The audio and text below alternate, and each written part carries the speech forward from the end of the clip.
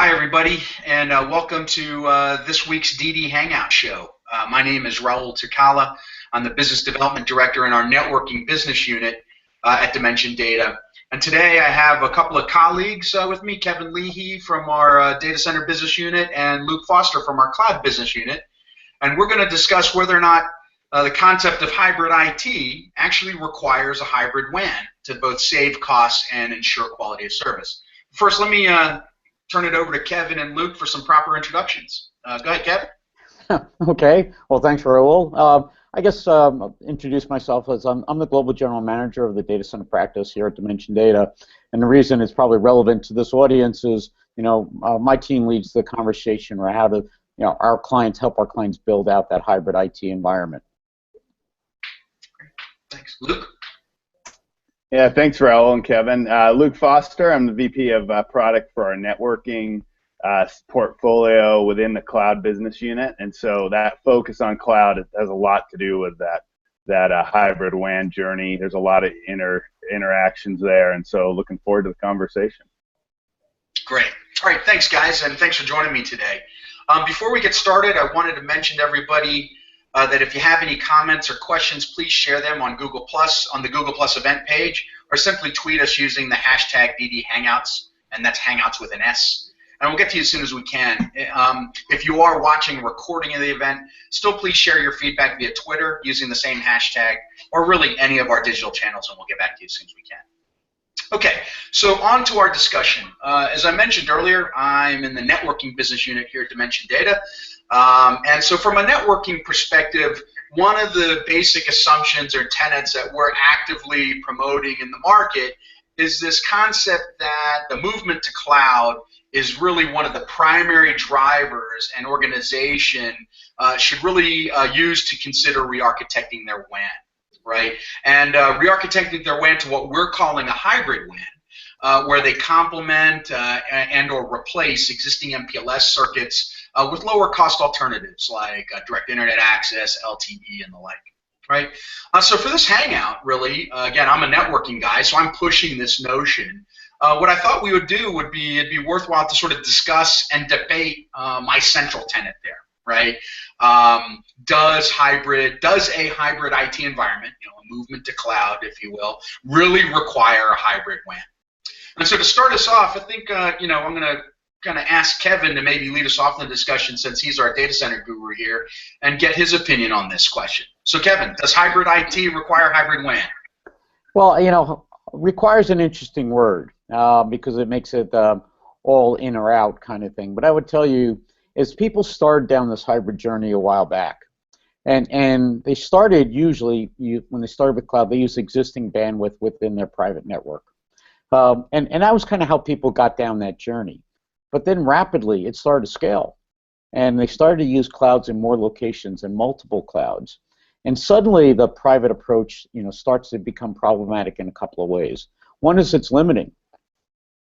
I'm limited to the places I have those connections in place. The other is it's expensive.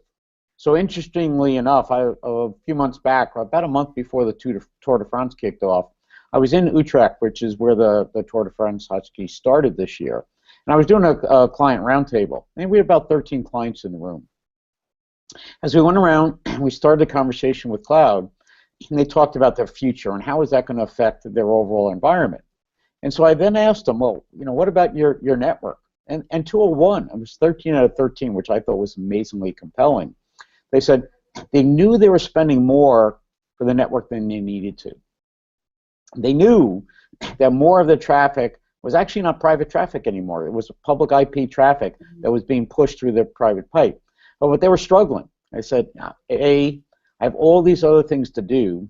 I can't change my network process, right? And if you almost think of it as I kept all this effort for all these decades to make the quality of service through my network what I needed it to be.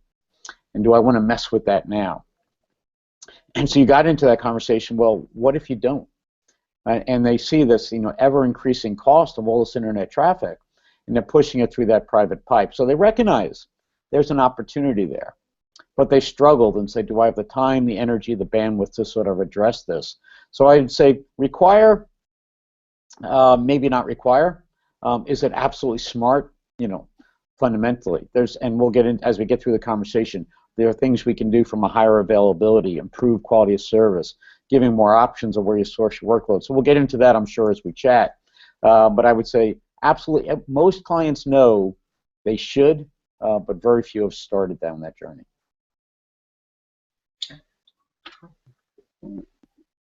Yeah, I would, Raul and Kevin, I would add, I definitely agree with Kevin on that. And I think from a cloud perspective, one thing that I always hear that cloud is the driver for hybrid WAN, and I think there's a lot of truth to that. Clearly, if you're moving workloads to the cloud, you're by nature going to have still some on-premise stuff. You're going to have legacy apps. You're going to have a mix and hybrid, right? So you're going to be in a hybrid environment.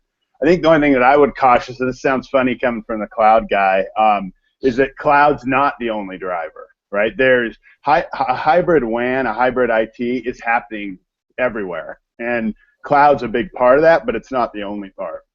And the point there is everyone's at a different place in their cloud journey, and I think that most organizations when I talk about like having a hybrid environment already, I mean, think of even if they're not using cloud a ton, they've got remote offices where they may have internet access already to access those. They've got home office people. They've got maybe legacy virtual environments like a vBlock or something, and it's really not cloud as we know cloud today.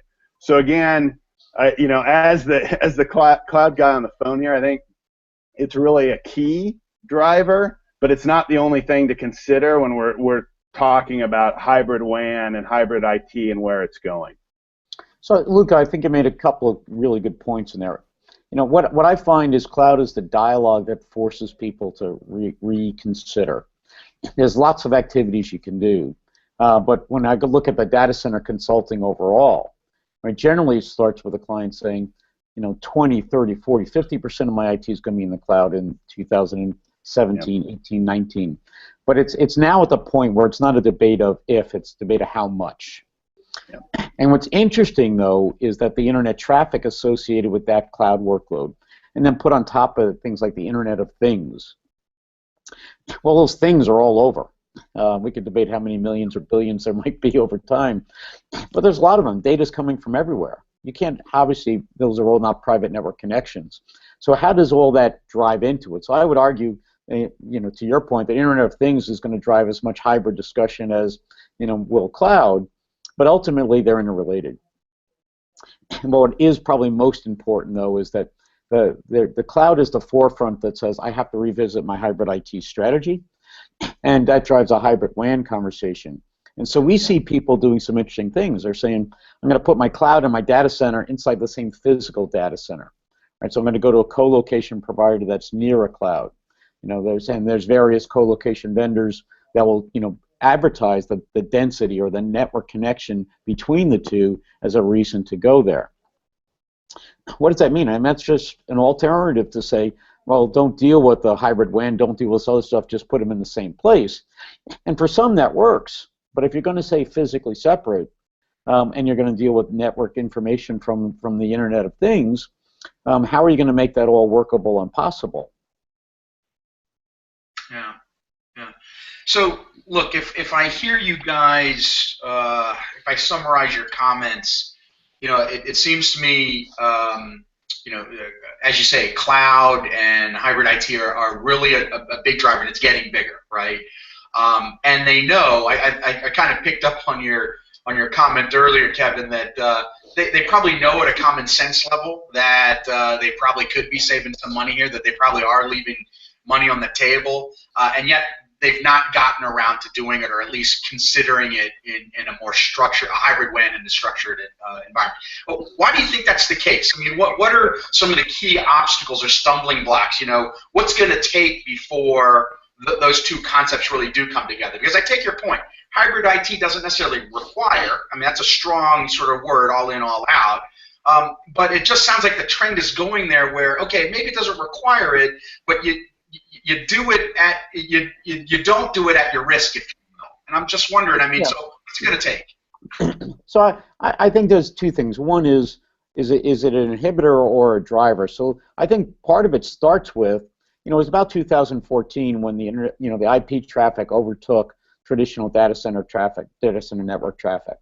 But when you actually talk to clients, in many cases you get the look that like, yeah, it's probably true for me, but I haven't looked. And so until you know there's the opportunity to save, you maybe have not actually paid attention to that. And as I said, the cloud adoption starts usually within existing bandwidth. So they're using it in there. They just don't realize quite how big, how large, how much.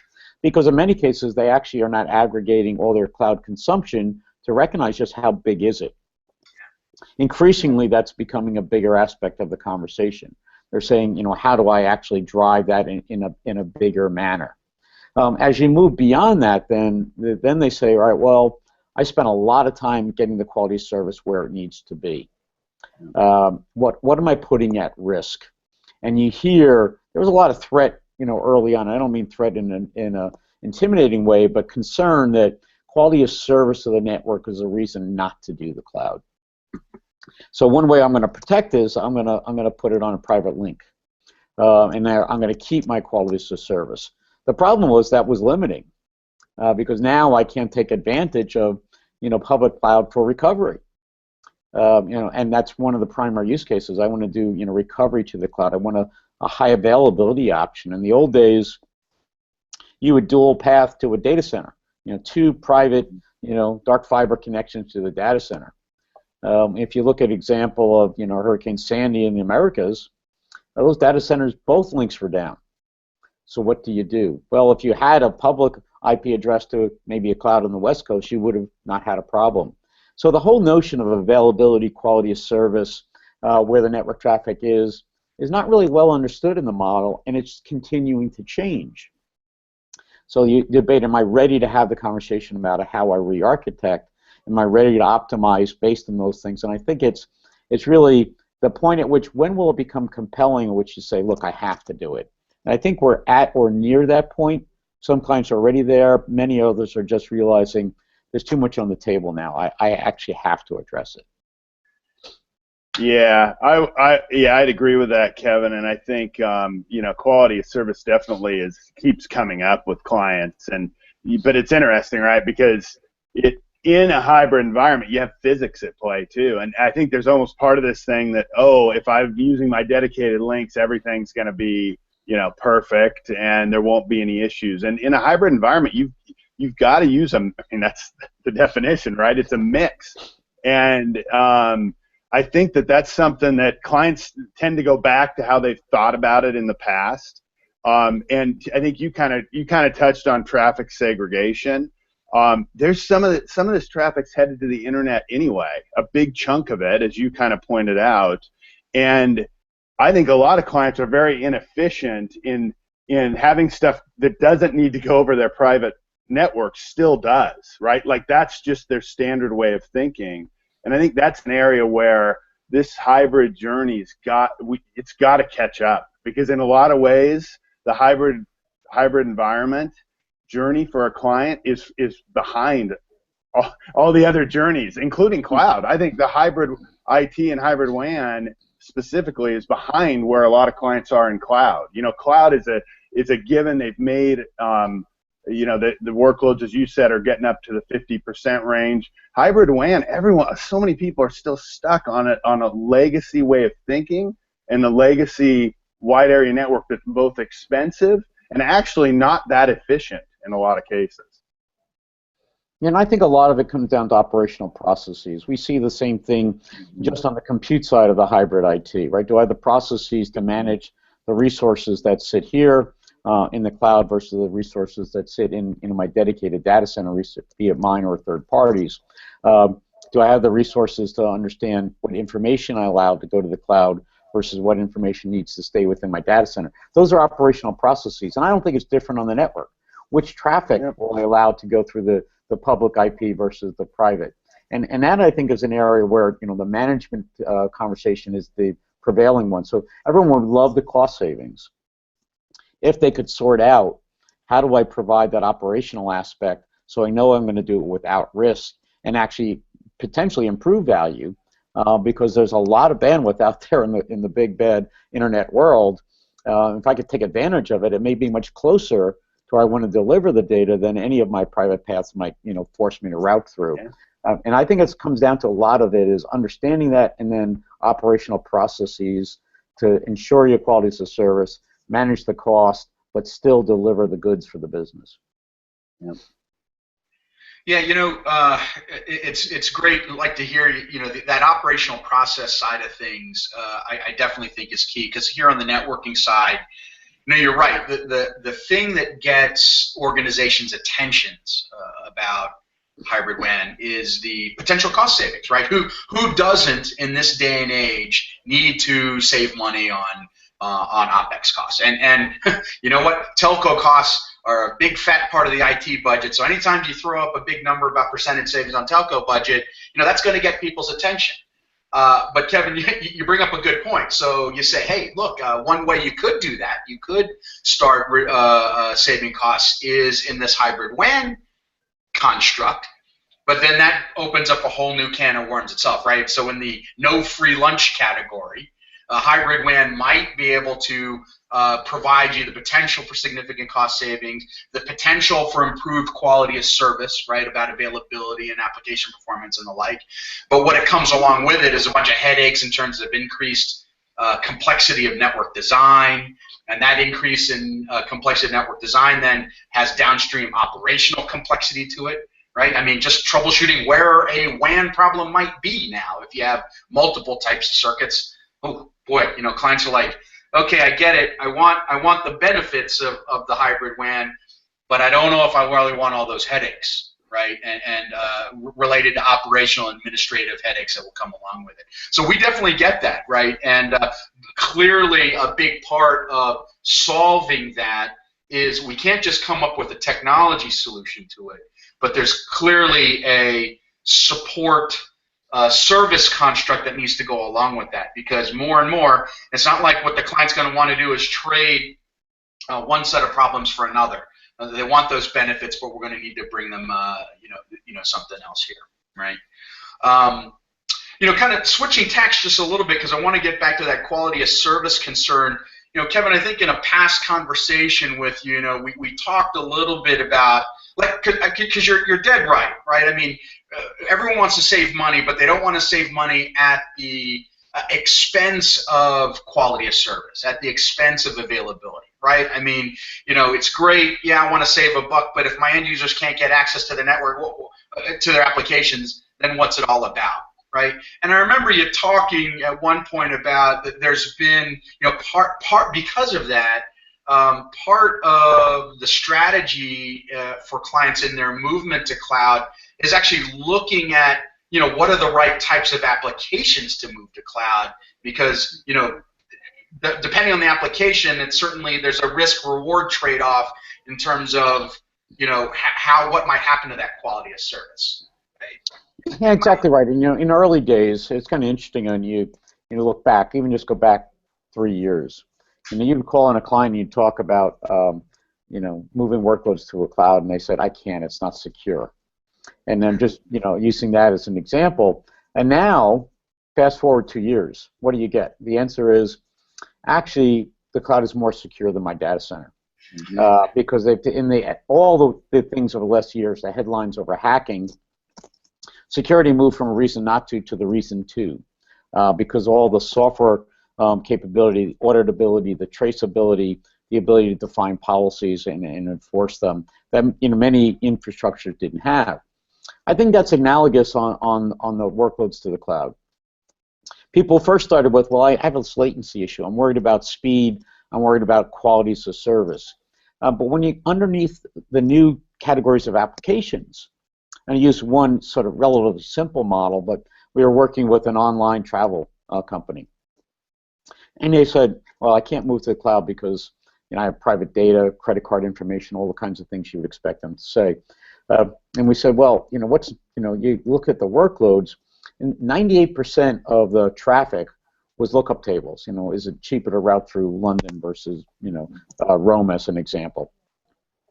And suddenly you found the quality of service is going to improve. because they can cache all that in the cloud, and so you actually look at it. So in many ways, they actually do have to start with a workload-driven approach and understand where does the information flow? Where are the traffics? Rather than force it, into an environment that's unnatural, where's the natural point where it should go to get that data? And at that same point, rather than cache it in the cloud and do 98% of it right there, physically resident near where the person's making the inquiry, to force that back into a data center that might be multiple countries or even continents away, just be able to look up something, didn't make any sense.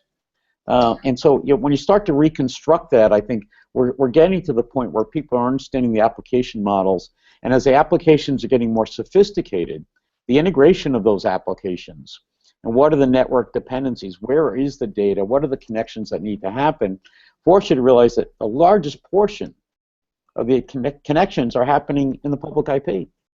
There's your relatively small traffic going back to the typical transactional enterprise data. And when you start to understand that, then you say, well, why would the quality of service diminish? In fact, wouldn't it improve if I open up the path and shorten the path to that, because they're both on the public IP, and in many cases the cloud, of course, sits in the low latency networks, points of the network. So you're at the faster point, but that private connection is going to send you back to some other part that's not at a low latency point. So I think it's a lot of understanding about workloads, new application models, and most importantly, new interaction models, where those applications touch, who do they talk to, where do they gain the information from. When you start to look at that, you find, you actually can improve performance by putting it on the public IP, because you don't force it through an unnatural path. Yeah, Kevin, that's a really good point. And our group focuses on cloud clients, obviously, and most of them are enterprises. And it's really interesting because often they'll say, well, this is going to be a production workload. I want to let's look at dedicated circuits, right, between your cloud and our location, right? That's their first thought. But then what we do is we work through them. We'll jointly test with them, and they'll see that a lot of those workloads can utilize the existing links that are multiple gig links that already exist. And yes, they're using the internet, but to your point, in a lot of cases for the workloads, the traffic may not be need to go very far, and depending on where it's going, we prove out in 90% of the cases they don't actually need that dedicated link. And I think this kind of goes into, and then Kevin, you were talking a little bit about where we're going in the future, and I think it's a good time to kind of, I know we're getting towards the end of this session, but I think it's important to call out what's coming down the road. From a technology standpoint, there is the whole promise of software-defined, obviously software-defined networking, but software-defined WAN, right? Having a software-based network overlay that makes the security, the consistency of a hybrid solution, it delivers on that promise in theory. Now we're still somewhat early days, right? So I think there's a lot of kind of questions on when an enterprise is going to really utilize that, and even as a service provider, how does that fit into our roadmap? But we're getting to the point where there are real solutions out there, and a good example is this kind of hybrid WAN service where it's got the QoS, the SLAs behind it that an MPLS solution has in the past. Yeah, but exactly. Now you're taking advantage of lower cost. There's a mix of shared environment, using the internet, but with that software-defined overlay, you can now guarantee performance on that. And that, again, we're still in a little bit of early days, but I see that as a key driver to finally get hybrid WAN and that client journey caught up to cloud and some of the other. And I think that's an incredibly important point, because I think you have to remember, if the compute infrastructure is becoming software driven, yep, and I'm spinning up machines, virtual machines in a cloud over here versus one over there, and I can define, because of perhaps time of day, network traffic is going to be different, or perhaps because there's natural disasters, any number of reasons I may want to steer workload one way or another. The networks has to be able to respond. But I think sometimes we get too aspirational. We wait for the ultimate. To be, I actually had a team to asking me questions in India a week ago. Will we be able to do the correlation between the network and this and that, and figure out all of the nuances there and make an autonomic decision, right? Not today. but what we can do is define some pretty simple policies that says for these workloads, right? When you move here, switch the network traffic there, so you could take advantage of what's undoubtedly going to be the shortest path to that. And shortest path almost always means highest quality service, because it's just by definition it's the fastest route to the information. So what you find is, as you move to that, simple policies that connect the use of the compute and how it's going to move, the use of the user itself, where are they, and orchestrate some relatively simple policies that can take advantage of that, I think will be the early ways we'll start to see those pieces come together. Because that's what happened for storage and the compute. Orchestrate the movement of the data with the movement of the VM. So the concept of then orchestrating the network to support that is the obvious next step. Well, look, guys, we're coming to the end here. If I want to summarize this, I'd say we started the call with the premise: does hybrid IT require hybrid WAN? And as Kevin pointed out, I think the current thinking is require, probably too strong a word, but that tipping point is coming closer. I think we then moved on and said that definitely there are savings as a driver, because we know there's money that can be saved, but we can't do it at the expense of quality of service and performance, right? But that where this started to go, though, is that through a proper look and understanding of the workloads, application traffic themselves, within the context of both hybrid IT and hybrid WAN, you can craft the right solution. And I think what I'm taking away from this is, yeah, requires probably still too wrong a term, but that at the end of the day, really any long-term strategic plan around hybrid IT, more and more really does need to incorporate the networking component as a holistic view. You can't just do the hybrid IT part and then come to the party after and say, oh crap, my network's not working the right way. It really should be part and parcel of a single long-term strategy that needs to be designed together. Right? Exactly. Okay. Yep. Well, good. Well, I think that does it for our call. I want to thank again everybody for joining. I want to thank my colleagues Kevin and Luke. It was a good time, and just want to thank you guys for watching. And again, please share your questions and comments via Twitter using the hashtag #DDHangouts. Again, that's Hangouts with an S, and we'll get back to you soon. Thanks a lot. Thank you. Bye-bye.